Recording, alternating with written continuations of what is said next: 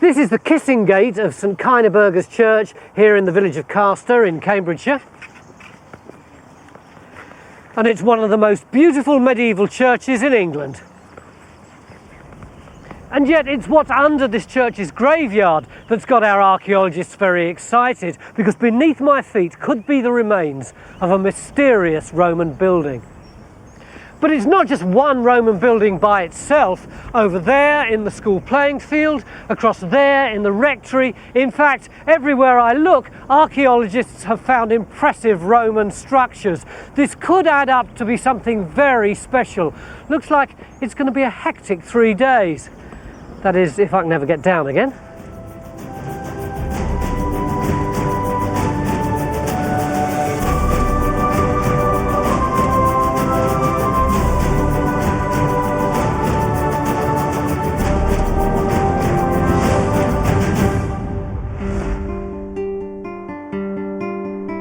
Castor is 5 miles west of Peterborough in Cambridgeshire. Nearly 2,000 years ago, it was right next to the important Roman town of Dura Brevi and less than a mile from Ermine Street, a major Roman road that's still visible from the air today. And over the last 400 years, antiquarians, archaeologists and even grave diggers have been discovering nuggets of Castor's intriguing past. Ben, you've been here before, haven't you? You're an old friend of William and his gravediggers. Yes, I used to look after the archaeology in this area, so yes, I know William well. Why? Why did you keep coming here? Well, every time a grave was dug, a mass of Roman material would come out. So, you know, it was obviously of interest and something that I ought to be concerned about. This kind of stuff? Absolutely. I'm just an enthusiastic amateur, but even I can recognise distinctive Roman material like this. Tegular, piece of Roman tile with its ridge. Piece of pili, Roman Hypocaust bricks. What's the stuff you got here? Well, about a couple of years ago, the gravediggers called me to say that they thought they'd gone through a Roman building in digging the grave. Now, obviously, I wanted to have a look, and they actually lowered me into the grave, which was pretty unnerving and peculiar. But in the base of the grave, it was obvious that they had, in fact, got something like a Roman floor. And I could just make out this sort of thin band of Roman cement, and I would dearly love to know what this was part of. Are you happy about us digging in your graveyard? Absolutely. It doesn't seem quite right. No, this area has not been dug in before. There are no bodies buried here. Well, this strip along Absolutely. here? Absolutely. Yeah. But even without any graves, Geophys will still need to scan this narrow strip of churchyard before we open any trenches. We're also surveying the playing field of the next door school, as this is where an intriguing 19th century antiquarian said he found some Roman baths. Well, here we are. He was a man obsessed with Castor's archaeology, and he's buried right here. Sacred to the memory of Edmund Artist, who died the 24th of December 47 in the 59th year of his age. Edmund Artis had a remarkable mix of talents. A chocolate maker and a budding artist, he wangled himself a job working for landed gentry in the Castor area. He then found he had a passion for archaeology and became a one-man time team, digging all over the area and illustrating his efforts with beautiful drawings. When there are slack periods during the work on the estate, Artist borrows labour from the estate and uses it for his excavations into archaeological sites. And obviously he's going to have the blessing of the landowner because he works he's for him. working for him, yes, that's right. Ideal, really. Absolutely, yes. Yes. Yeah. There are wonderful stories, for example, of him excavating through severe winters, where all the workmen clear off because it's too cold, but leave Edmund Artist digging away to his heart's content. So he was really a driven man, actually. Artis also surveyed the whole village and published this map in 1828. It claims to show the location of lots of Roman buildings in and around the churchyard. But antiquarians, as we know, can be a bit unreliable.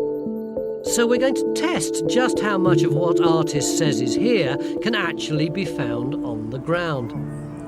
There's obviously a lot of commonality between what he mapped and what's still here. What you doing, guys?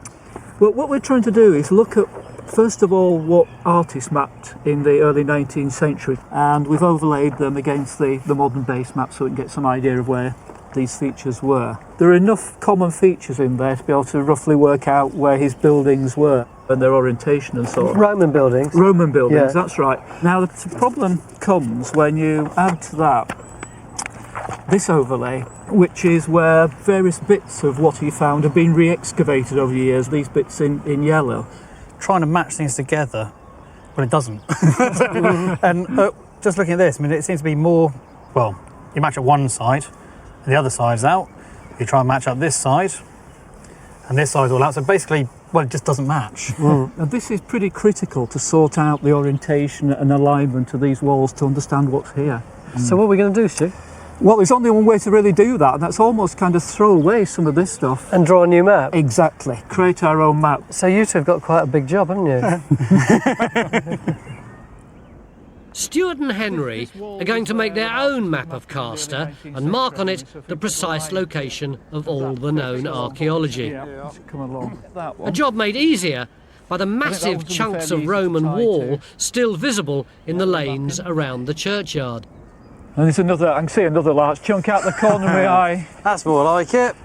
And this looks to be part of a wall that was heading sort of in that direction through the churchyard. I mean, this must But the have been mystery of what lies beneath when they Castor found can it. only be We're solved by digging, digging. lowering the road to- Well, don't hold your breath. So, ignoring some underwhelming geophys, So what are these coloured blobs along here then? Mick decides it's still worthwhile opening a trench close to where Ben was lowered into that grave. And under the watchful eye of Phil and Rakshar, Little bit of toil. our digger gets trench number 1 underway.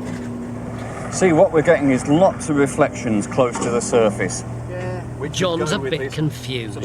His radar was showing very little here, but we've barely scratched the surface and we've got archaeology. But is that that? Which could be that, but we just forget that. yeah, I am forgetting it. This is reality. This will tell us whether there's anything there. Is that Roman?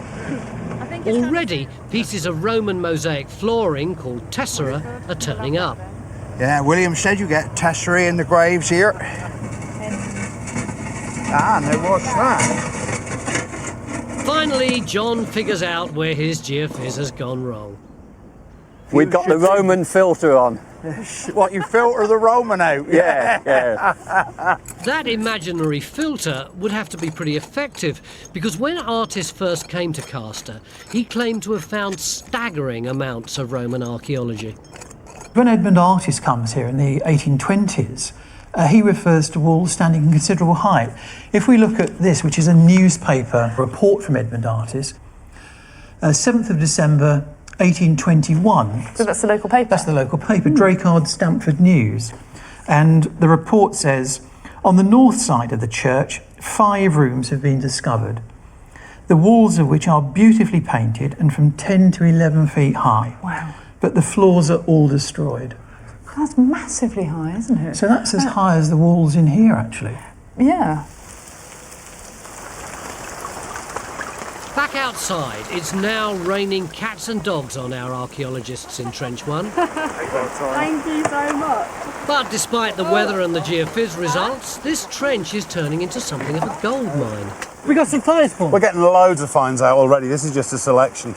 There's this stuff which is kind of Saxo-Norman, dates the 11th, early 12th century, around about the time the church was built, so they're quite possibly robbing out the Roman buildings for stone to build the church.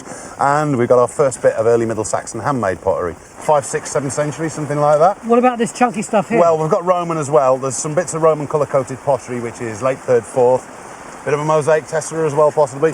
Cracking selection of finds already. It looks like there's something coming out of the trench, Phil. Yeah, well, this is the crucial thing, Tony. As Paul says, we are beginning to get Saxon pottery. These are the first levels that we're actually coming down onto. They could include Saxon buildings here. This is really rather extraordinary for us. We always have a problem finding Saxon on Time Team. To find it, great, but then to find it on the site where we're looking for Roman is a little bit more difficult. What do we find next? Probably snow. Join a thriving worldwide community of Time Team fans on Patreon. Our new target is to reach 15,000 worldwide supporters on Patreon by the end of 2025. This will enable us to continue expanding the Time Team world with more digs and greater access than ever before.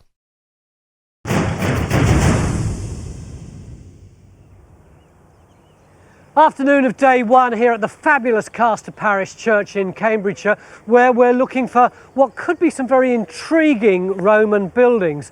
Already Phil's put in a trench over there on the far side of the graveyard and has come up with some Roman stuff. But now we've moved on to the old rectory. Stuart, why are we here? Well, it's clear that when artists produced the plan of the site, there were Roman buildings under the rectory garden.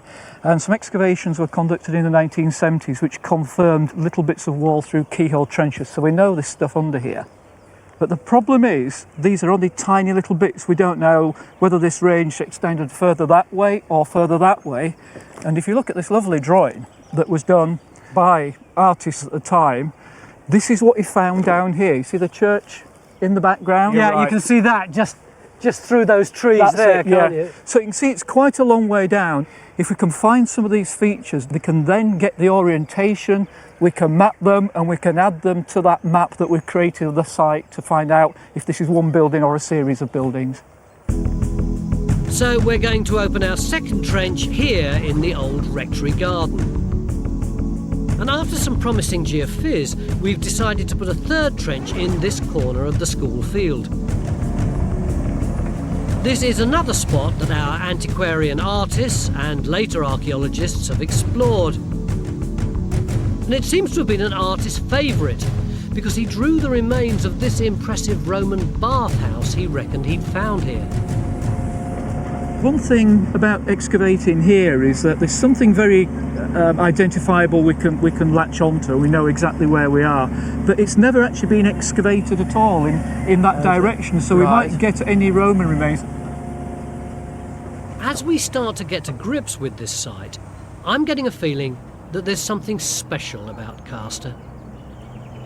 Goodies for archaeologists seem almost guaranteed here. This is an amazingly impressive group of finds, isn't it?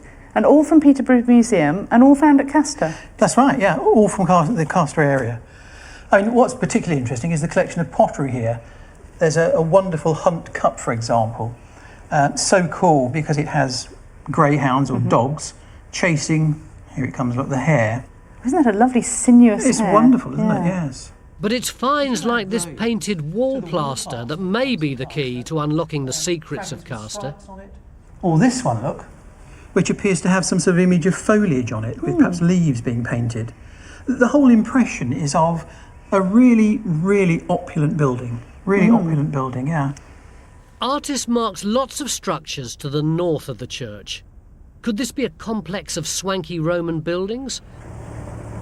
If so, our trench in the old rectory garden could be right on top of one. But if Artis's plan is accurate, it's the north graveyard where we really need to focus our efforts. So Jim is now geophysical here. And by mid-afternoon, he's latched onto something. You've turned up just at the right time. Look at this. We've got a really strong reflector here, and it's at least 5 metres across. Well, that's nothing like anything else in the churchyard, is it? No, up until now, I mean, there's been the odd reflection, but they've looked like they could just be stone casket or a slab-lined grave. But I mean, this is much, much bigger, and it's about halfway up the slope, just beyond where this mess is. Well, this is where the one building was meant to be from Antiquarian records, where they got this early mosaic. It's possible Jimmy's detected this striking Roman mosaic floor that Artist drew in his book of illustrations.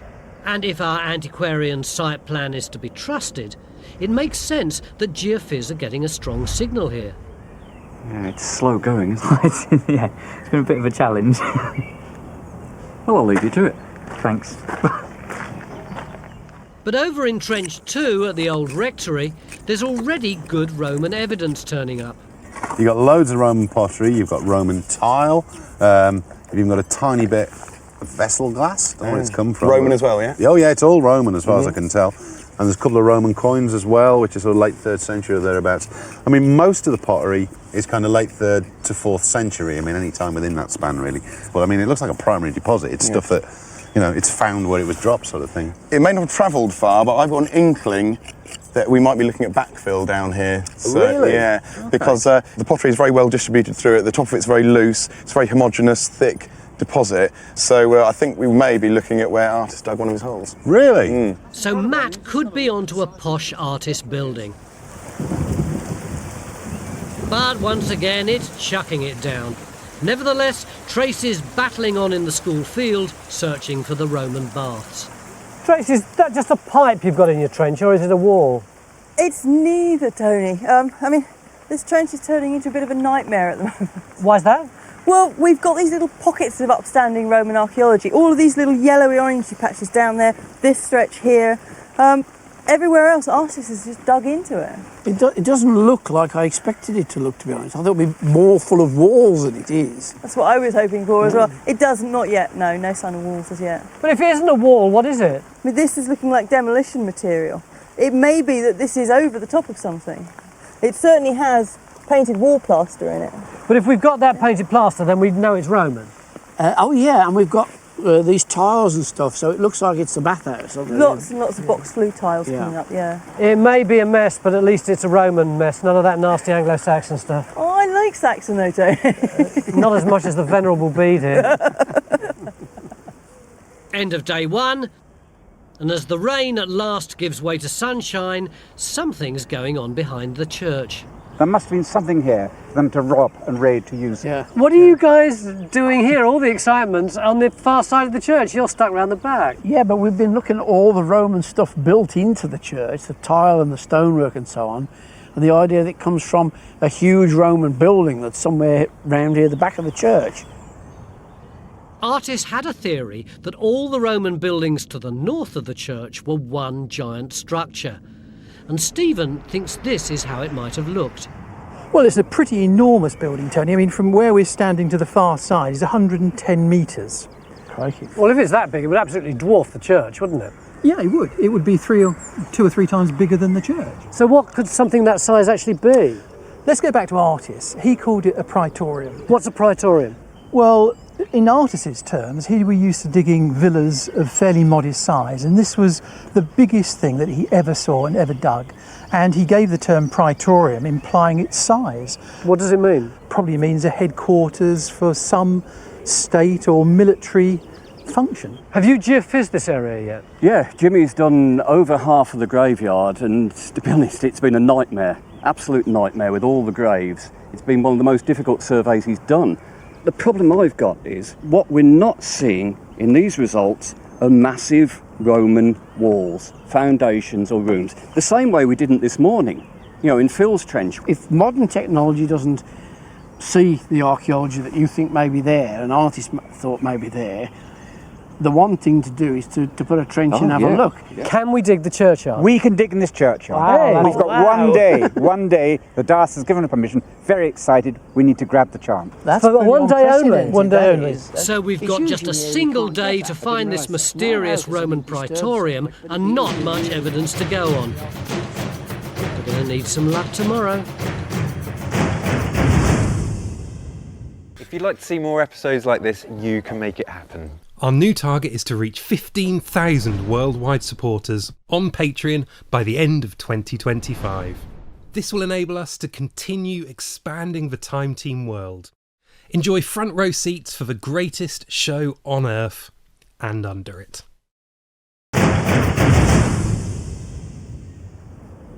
Beginning of day 2 here at the Church of St Kainerberger in Castor, and today we're faced with a big challenge. We're looking for something that's been called a praetorium, which is a massive Roman building thought to lie somewhere in this graveyard.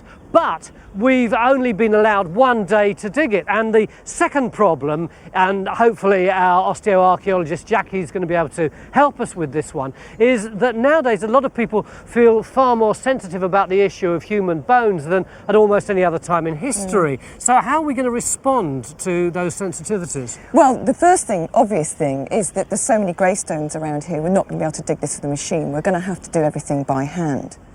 Now, there's no modern graves here.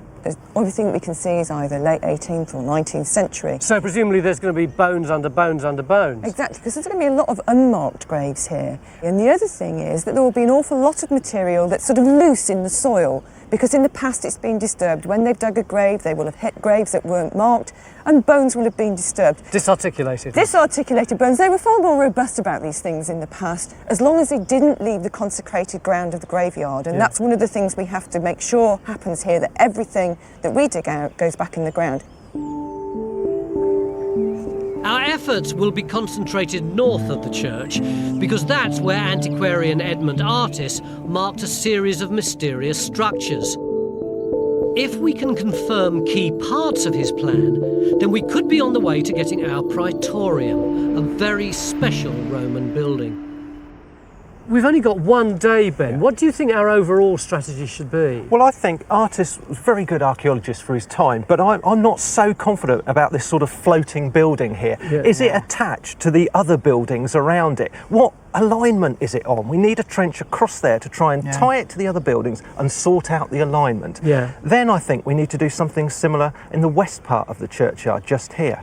Now, That's where you can see that wall in the path. Yeah, well, a few years ago I cleaned up a bit of wall there, and there's definitely something there, but I didn't get much of a look at it. Is that a big building range as Artis depicts it? And I'm off up there now. So Phil's on the move to this spot just north of the church to help Jackie dig a new trench in the graveyard. And Rakshaw's opening a trench as well in the area that Ben's interested in. But why, though, might the Romans have chosen this corner of Britain to build a praetorium? From everything we know about this site, it seems to have been in use in the 2nd, 3rd and 4th centuries AD.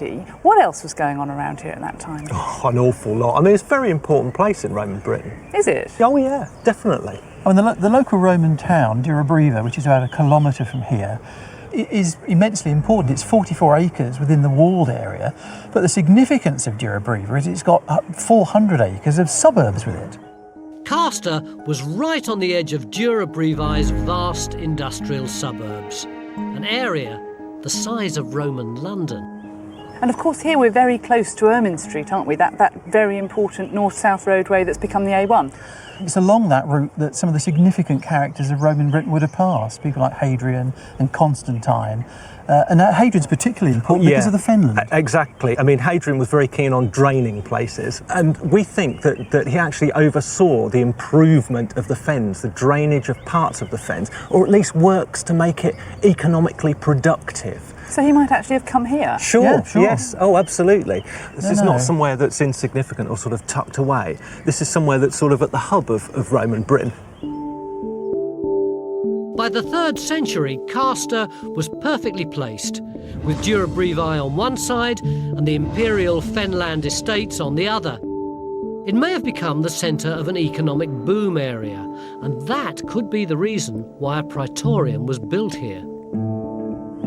Since yesterday evening, we've been using this word praetorium, but quite honestly, I still have no idea what it means. Well, in a sense, Tony, we're lumbered by what Artis, or how Artis used the term praetorium. And if we look at his book, he shows, for example, all the villas that he excavated, the ones here and here and here, as comparatively small structures. But look at the size of that structure, which is the praetorium, this building. It's much, much bigger. So is he just using it to mean a big building? That's exactly right. He's simply saying this is a walloping big building that I don't understand, but it's clearly significant and probably more significant than the surrounding villas. But there are things called praetoria around the Roman Empire, aren't there? Of course there are, yeah. I mean, they're normally associated with the residences of state officials or even military officials. The truth is, though, we still haven't a clue what's here, have we?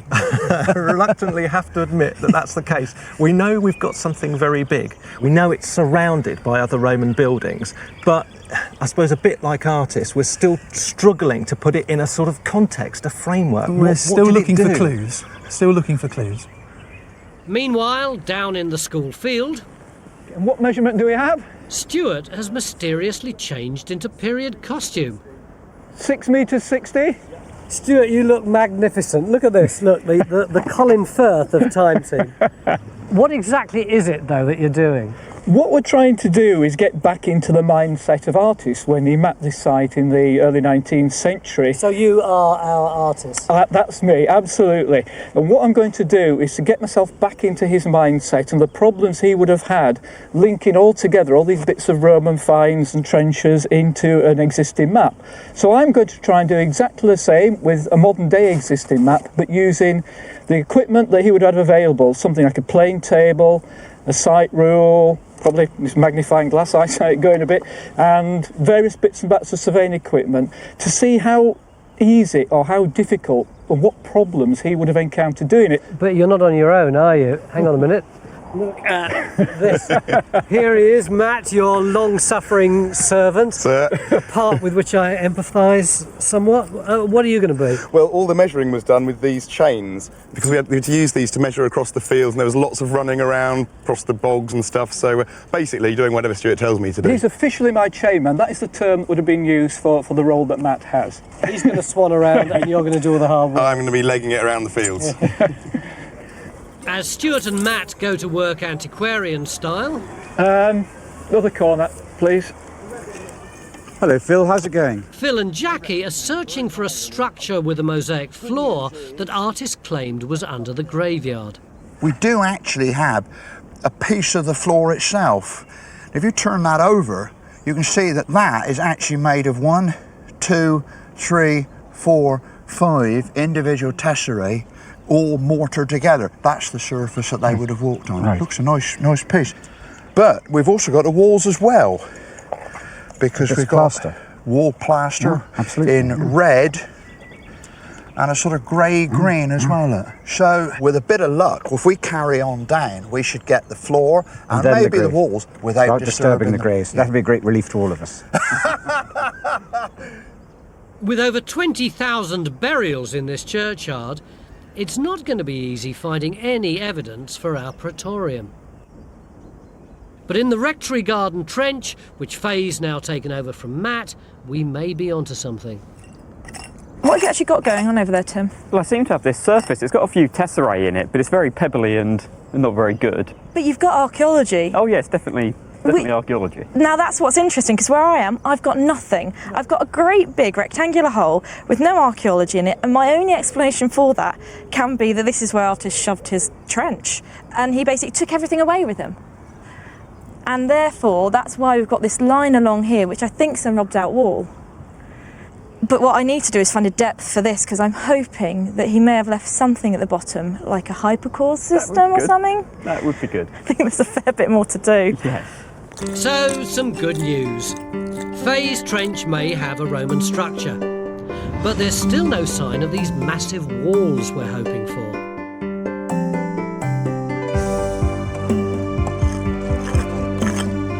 Everywhere on this site, we seem to be following in the footsteps of this chap Artis. Some of us quite literally. I need some measurements from this line now so I can put them on the drawing. Oh, excuse me, beg your pardon. You're on time, Matthew. I think the peg's come out. Who put the peg in, Matthew? Sorry, sir, won't happen again. That's your wages docked. Yes, Mr. Ainsworth. Right, next the Rectory garden next, Matthew. Anything you say, Mr. Ainsworth? Down at Tracy's trench, we're working in an area where Artist drew this illustration of his Roman bathhouse excavation. So how have you got on then, Tracy? Well, we're getting there, I think. Well, you've got walls and things showing now, which you didn't have before. No, we have, actually. That's lovely. We've got herringbone wall there forming one side and another one on this side, and it's forming a channel running up here to the remnants of this larger wall here. This has been robbed off, obviously. Okay, well that all ties in nicely with bathhouses, doesn't it? So it does. I mean, it doesn't quite look like Artist's drawing, does it? There's a lot more stonework and stuff there. I think the problem is we don't know how long this was open after Artist excavated it out. So you think people came along and nicked it, basically? Local houses, yeah. Yeah. But it probably didn't look quite like that when artists discovered it anyway. I mean, I doubt very much whether all the walls were this uniform height, for example. Right. All the pillars, again, were this uniform height. I think he got large chunks of this and has just helped us to sort of visualise the whole. I think there's a slight amount of embellishment going on here. What we've got to do is So we've got a sizable bathhouse, but we don't yet know the relationship between it and what's up behind the church. Back in the graveyard, Phil and Jackie are up against the clock, digging carefully around lots of human bones. They've now only a few hours left to get down to the floor of a potentially massive Roman structure. We're definitely on the site of a building, but of course what we're encountering as we go down is lots of human remains. Are these individual burials, or are they lots of bones on top of each other? Well, we've had a lot of loose bones spread about, turning up all the way across here. But the difference here is, you can see we've got about 5 skulls all dumped in together in one place. So you do think that that could be a grave digger who's cleared earlier graves, dug a pit, chucked these in so that more people can be buried? Yeah, I mean, basically it looks like a charnel pit. But we do have a problem, don't we? That we've got lots of bones and lots of smashed mosaic, but no structures whatsoever. What we can be certain of is that in places the grave diggers have been through the Roman floor. Otherwise, we wouldn't have this sort of material. What we've got to hope is that they didn't destroy it all and that they've left some of it for us. And that means digging deeper. That means digging deeper. Thankfully, Rakshaw's trench at the western end of the graveyard looks to have got something more substantial. How's it going? It's going very well, actually. Put this trench in here to find what we thought was a wall coming through there. And lo and behold, we have a huge wall. That was actually poking out the ground before you started, It was, wasn't we knew that was there, but I didn't realise how massive it actually is. So we've got one wall here, which is running in that direction.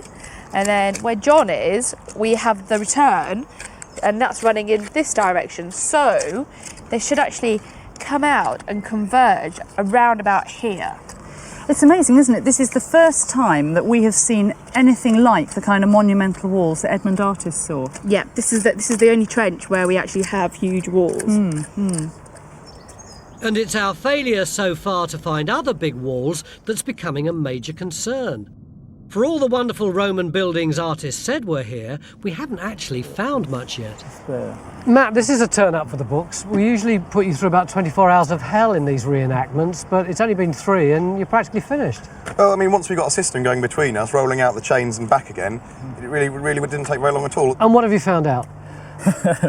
Well, we've got, 1, 2, 3, 4, 5 trenches open. We've got some bits of wall line exposed where the road's cut through.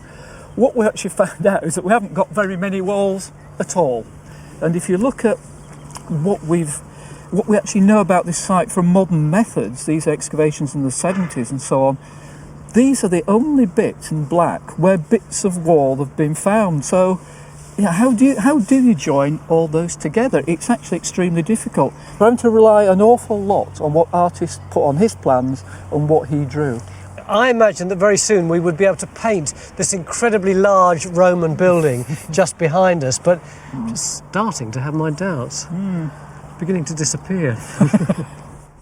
The trouble is, on our praetorium diagram, we're only certain of the black bits. All the other colours depend on our antiquarian's observations. So, how reliable do we now think he is? One very interesting thing to point out here with this wall line that Artist mapped, it's completely in different orientation to everything else, which raises a doubt about the orientation of some of this theoretical stuff. What about geophys? Have these lines been looked at? Yeah, well, John and his team have done geophys and radar in all this area in here, and there's no other additional big wall lines to add to that. Yeah, I can be extremely sceptical about the work of antiquarians. It's not always what it's cracked up to be. I don't think that's fair in the case of Artist. I will defend him to the hilt in some places. I mean, look, he's a fantastic draftsman. His plans are in some cases backed up by beautiful general views, and the details of where the walls go always match the relevant plan, especially as these red artist walls have often been confirmed by more modern excavation. These are okay. I'd endorse that as well, having mapped this village and where he shows them on here in the similar techniques, and you come up with similar answers in where he's positioned them. He's a good surveyor. And we've got it down in the bathhouse at the bottom. We've got his plan and we're beginning to find the walls. All right, say this red stuff is right, Ben, but there's still a lot of other colours here. Well, I saw a wall fragment here as well, and okay, it was only part of a wall, but it was a whacking great wall, and the Romans didn't build bits of whacking great walls for no reason. This substantial wall must be part of a bigger building. So on one hand, we've got this mega building which should be casting its long shadow over us right now, and on the other hand, as far as things that we can actually 100% guarantee, we've got that. And we've got just one day left. Got some work tomorrow, guys. Join a thriving worldwide community of Time Team fans on Patreon. Our new target is to reach 15,000 worldwide supporters on Patreon by the end of 2025. This will enable us to continue expanding the Time Team world with more digs and greater access than ever before.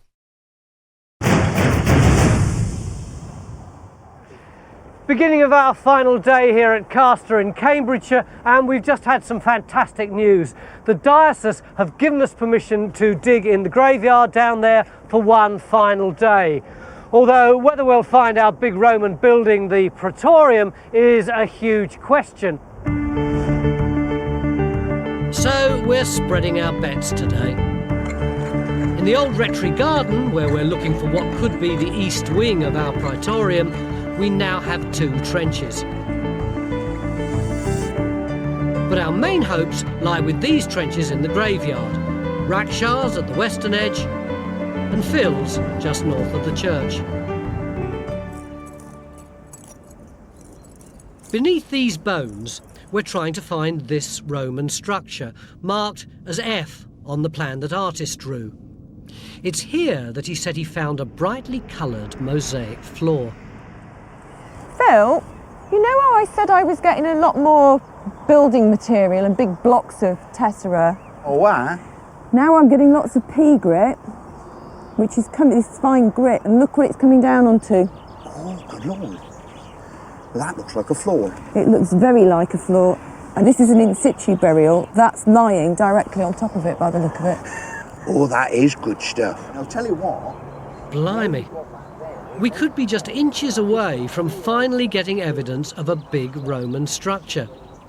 And crucially, it's slap bang in the middle of our praetorium plan.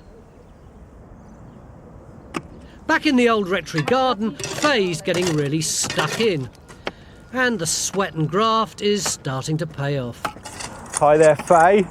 Cool, this looks a bit different to yesterday. You're well down. I am, but fantastically, we've got a huge, great big section of wall. It's a big Roman wall, isn't it? Yeah, without a shadow of a doubt. And we were a bit worried yesterday about the sort of relative heights of all this. I mean, there's a surface very much higher than the Roman wall. You can see where Artist put his trench, which is basically this line down in this section here. And I actually think that level there is where he was standing. Really? Yeah, which is why it's so compact. With footprints? What size boots did he have?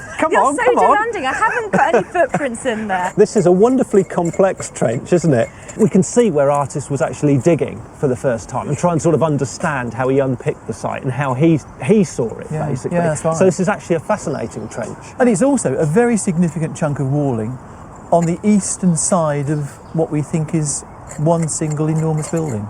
Faye's discovery of this massive Roman wall, previously dug by Artis, is a really good sign. Maybe we can rely on our antiquarian after all. Meanwhile, there's breaking news from the graveyard. We've spent the last 36 hours poking around in this graveyard, trying to get permissions to dig it, getting permissions to dig it, then finding nothing but Roman rubble and a tumble of old bones. But at last, Phil, we've got something exciting, haven't we? We have got Artis's floor.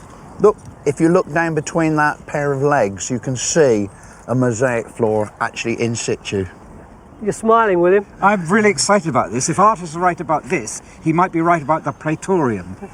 Yesterday, I think you were a little bit disappointed with the attitude of some of our archaeologists who were slightly rubbishing the idea. Well, I was, because praetorium means a lot to a parson. You know, I've got my Greek New Testament here. The word is used. Show me. Here we are. They took Jesus from the house of Caiaphas, S18 praetorium, to the praetorium. In Artis's day, he would have heard the word praetorium when he went to church, because that was the word used to describe where Jesus was arraigned in front of Pontius Pilate. So he was tried in the praetorium? In the praetorium. But, go on. I was going to say, this is so important to what we're trying to do. We've now got the floor. You can actually begin to see some sort of an alignment on the tesserae. We might be able to actually say exactly what the alignment of that building was. But it tells us more than just the alignment, doesn't it, William? The scale of the thing, which he insisted was a praetorium, a big, official, palatial type of building. Finally, our efforts in the graveyard are being rewarded. If you take off the more conjectural parts... And the work of mapping our site is nearly done too. Everything we've looked at so far has been on a flat plan, hasn't it? Yeah. I can see here you've had a new dimension. What are you actually trying to do? Well, what I thought I'd do is add that Henry's third dimension 3D map of our praetorium is still partly based on conjecture, but there's one feature that stands out. We're on the edge of a valley slope here, aren't we? The buildings and structures are on the skyline up there, and the bathhouse is down on the lower slopes towards the river below. That's it. And if you were approaching the site from down here, then whatever was up on the hill, whether it be one big structure or lots of other structures, it's actually on the skyline. It would actually be quite impressive, wouldn't it? Yeah, whatever's up there is going to be really visually stunning. Back outside in our other graveyard trench, Rakshaw's found something stunning as well. Raksha, this is awesome. I love this. This is fantastic. It looks a lot different than it did yesterday. It is. It's a lot different. Rakshaw's revealed a huge section of wall and a step foundation. The classic herringbone style shows that this is definitely Roman. People were a bit sceptical yesterday. I talked about finding this big herringbone wall, and I suspect that people didn't quite believe me. We did kind of think that you were going slightly crazy yesterday, but just to prove that you were right, as always, we carried on down, and lo and behold, here it is. As you can see, there's this huge wall coming through. We have this step foundation. So what does this tell us, Ben, about the significance of the whole building? Does it add to our picture of the building? Well, this looks remarkably similar to what was found on the other side of the church in the 50s. Yes, I remember that. I've seen photographs of it. It's on a similar line, and he found step foundations like this.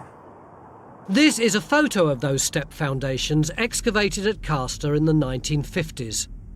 They're more than 100 metres away from our trench, but they're virtually identical to those found by Rakshaw. So I think we're looking at something that was constructed at the same time, basically. And probably the same building, one large building rather than several separate buildings. You have to say, same construction techniques on a similar sort of line. Matching dimensions. Exactly. So suddenly we've got two bits of building, both of which have steps and both of which we think align on this slope. So again, that's pretty exciting stuff. To think we've been walking across the floor of a Roman building that's been here for nearly 2,000 years is just astonishing.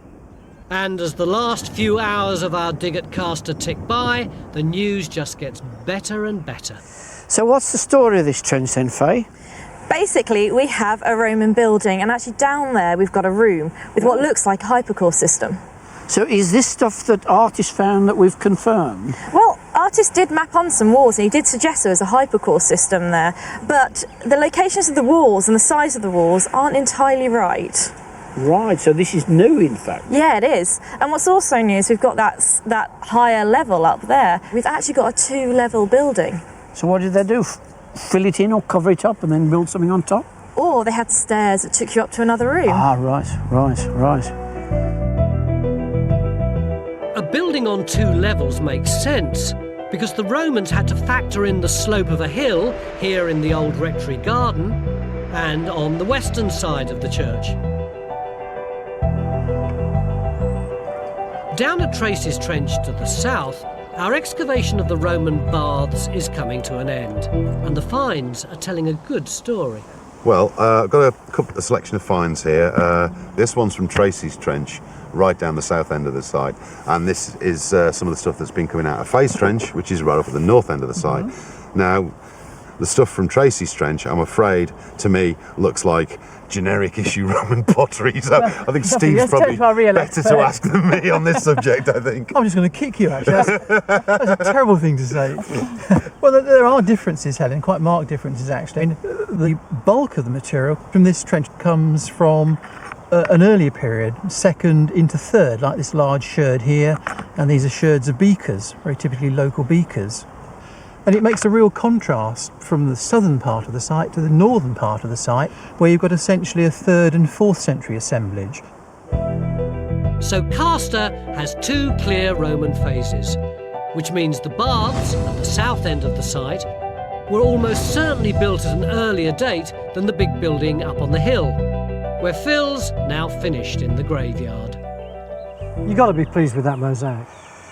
Yeah, I reckon I am, Tony, but I think I'm probably more pleased about the probable wall. What wall? We haven't got a wall. I know you can't actually see the wall, but you see those disarticulated pieces of bone down there?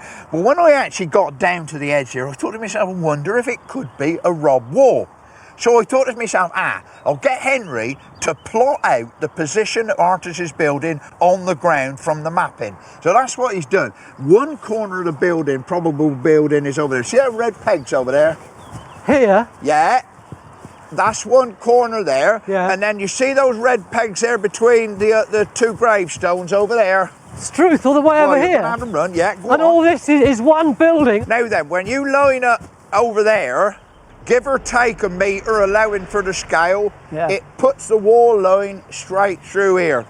Not only that, the alignment of the tesserae is just slightly skewed round to the alignment of the church, and that's exactly what the tesserae and the plan do, exactly the same. Yeah. So, regardless of what might be elsewhere, we know that there was a massive construction here, so it looks as though Artis was right after all. Well, it looks like it, doesn't it, from what we can see, yeah. After a roller coaster 3 days here at Castor, just what have we learned? Ben, how do you think the praetorium theory is holding up now? Pretty well. It's not a villa. Villas are surrounded by farming estates. They've got ancillary buildings, they've got farm buildings, barns, workers' housing. There's nothing like that here. What else is it? It's a grand building. What do we think this building was for? Well, again, let's just return to Edmund Artis. He first termed it a praetorium, which would mean to him an official residence, perhaps of an official link with the state, and that's exactly what it is. How do you feel about Artis now? Well, Artis and his plans still live. Yeah, that's... Absolutely. Where we have tested his plans, we found them to be right. And the other wonderful thing is, of course, they're very, very beautiful. Yeah. His impressions, his general views are gorgeous. They're pretty as well as being informative. Everybody likes something to be pretty as well as functional. Like my hat.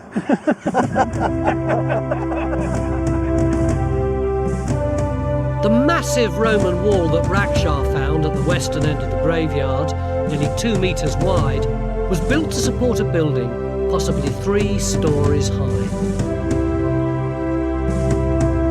And at an extraordinary 110 metres in length, this is the largest Roman building Time Team has ever excavated.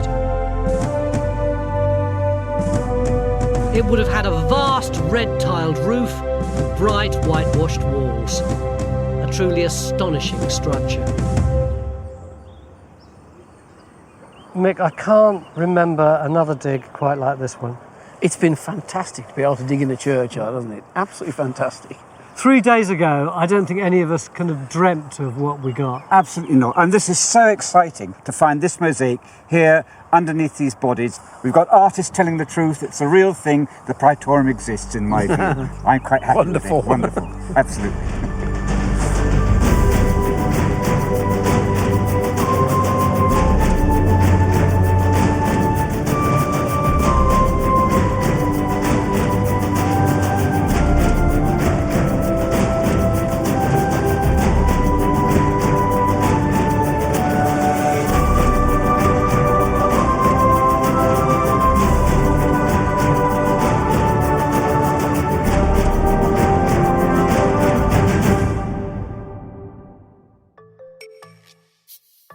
Join Time Team on Patreon to access exclusive 3D models, masterclasses, and behind-the-scenes insights.